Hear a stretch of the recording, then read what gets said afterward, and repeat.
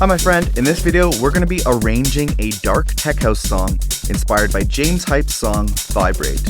And we're going to find out if we can do this in under 15 minutes using the 80-20 rule of tech house arrangement. What you're listening to right now is the track that we'll be working on, and what you're seeing right now is the Ableton project file that we'll be working on. In particular, we're going to be arranging this song from left to right by using this arrangement track up at the top here.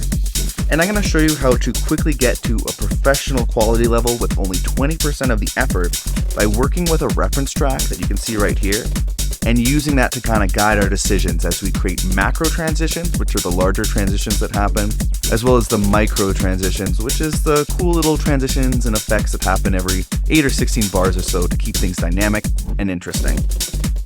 All in all, it only took me about 15, maybe 20 minutes to arrange, and this entire song, completely mixed, mastered, built out, arranged, and ready to go, only took about 5 to 6 hours of in-studio time. If you want to finish songs faster, just like this, I've made you a free bundle of templates, samples, and special bonuses that I use to completely finish one song per week. Visit the link that's on screen right now or in the description to grab the ultimate song finishing toolkit for free. And if you want to take things to the next level, you can find a link to this video's project files in the description as well. With that said, let's jump into this. All right. So before I kind of let this loop go and we rip through the track, there's a couple things that I want to point out. So one of the first things is, really big key here is to have a reference track. So we have a reference track in here, and this way you can kind of build your track up against this. And one of the big things is also building out this arrangement track. So you can see what I've used is dummy MIDI clips, just empty MIDI clips while listening to this track to map out the larger sections of the track. So where the subkims and the breaks, the drops, the intro, the outro, all that kind of stuff. And so these larger changes are something that I call macro transitions. So you can think of them almost like in traditional boring songs like verse, chorus, like pop structure like that, but with the structure of like dance music. And so by doing this, you'll be able to quickly map out an arrangement that clearly works. It's done by a professional track. And then by also having it in the arrangement track here, it's a very quick visual that you can use to quickly reference as you're building out your track. So the idea is to build up the track vertically, the drums, the bass, the synths, all that kind of stuff, get a full multi-layered sounding kind of loop. And then once you have that built up vertically, you can use this arrangement track to very easily extend it out horizontally. The next thing is micro transitions. So those are things like that change. I should also say the macro transitions happen every 32, sometimes 16 bars, but usually 32, 64 bars. Larger changes that happen over time that are a lot more obvious. Micro transitions happen usually, maybe sometimes 4 bars, but usually 8 or 16 bars. And it's small things like the kick being dropped out for a moment, or a little bit of a swell, or some kind of ear candy laser happening, those kind of things that keep the track dynamic and moving and changing over time, because a lot of this music can be very repetitive. So the idea is to have these small changes happening, very subtle small changes happening so that there is some movement. So with that said, I'm going to go through this, I'm going to let the loop run, and I'm going to speak through it, kind of give a director's commentary, and try to explain as much as I can, going through the arrangement as possible, so you can apply this to your own tracks.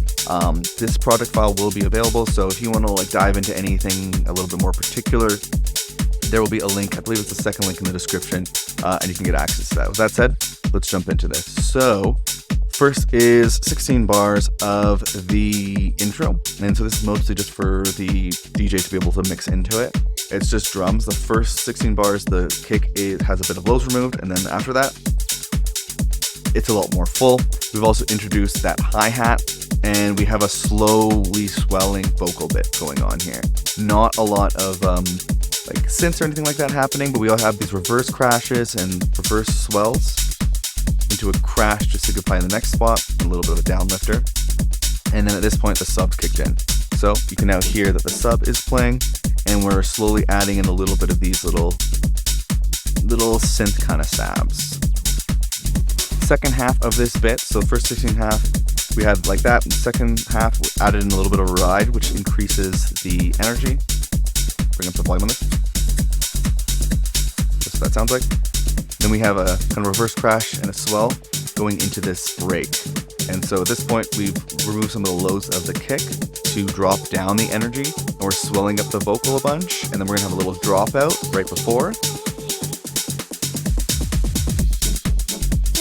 So we were slowly bringing in this snare roll, and then had a cool like little kick fill. Now we're in the first full drop, which is going to go over the course of 32 bars, and we have a vocal coming in, which is the biggest change here. Second half, we've added in another ride, and added in some of that kind of ear candy little, those weird kind of sounds. That's newer in the second half.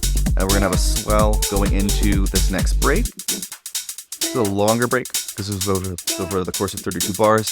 Find usually in arrangements, it's like you could see smaller break, largest break, kind of very common.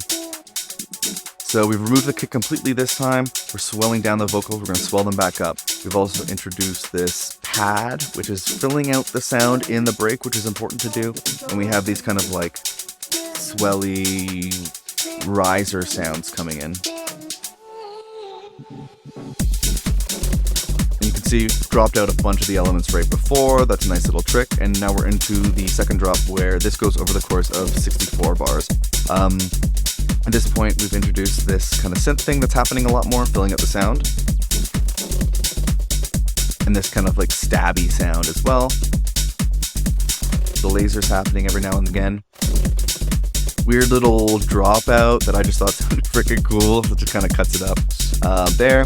Now we're going into the second 60 bars. So quickly high past the kick for a second as a little transition. And now in the second half, the vocals are in fully.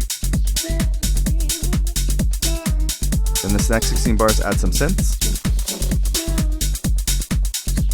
And the ride. So the first half there was one ride, now I have two rides playing. Slowly increasing the energy, keeping things changing. Now we're going into this big ass break. So at this point, just the kick playing by itself with the vocal, bass is still playing, and we're introducing the pad as well. So after the first 16 bars, we're going to drop the kick out. Bass has been high passed, so we're reducing the energy. Vocals are kind of like doing that repeating sound, which is really cool as a transition. And the pads are slowly swelling more and more and more. Little drop sound. We have this 909 roll. It's going to add a lot to the build up here. Slowly adding more information with the synths. So you can see it's more dense, sparse here. It's more dense here. Dropped out the bass there completely, so it's kind of bringing the energy down a little bit, but it's also bringing the energy up because the snare roll is happening, and then a sustained, like kind of one single note. Shoot! Bless me. You can hear just the energy's rising, the snare's building up. We have this sweep up thing, a reverse crash, a little pause right before, and then almost like a pre-drop. So the kick's in full, the bass is in, and a little bit of like weird noises, that kind of sounds. And then we're gonna go into the full drop after a little tiny break. And now we're in the last drop. So pretty much everything's playing here, except for the vocal for the first 32 bars, or 16 bars.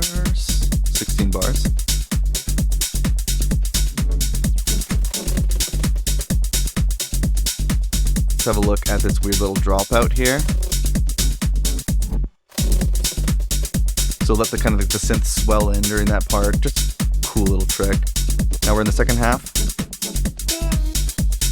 Just kind of high pass the kick a little bit as a little kind of like trick transition. And then now the vocals are in at this point, so the energy is increasing. We're adding in rides here. Next 16 bars, add an additional ride. Trying to keep the energy increasing and changing over time.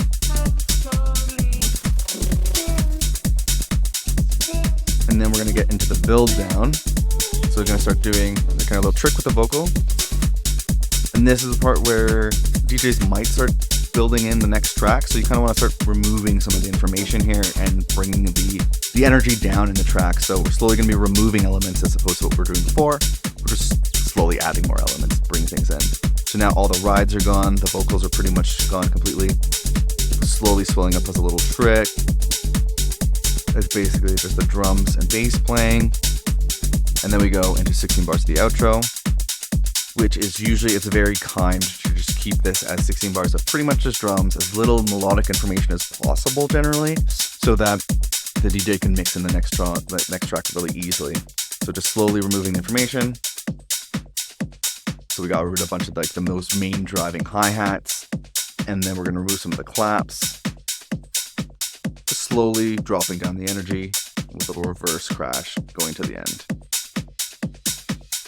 Hi, my friend, Matt for Best Friends Club here, and if you've been paying attention, then you've probably figured out what the 80-20 rule is when it comes to arranging or structuring your songs. Now, the goal here is to get 80% of the result with only 20% of the time, energy, and effort.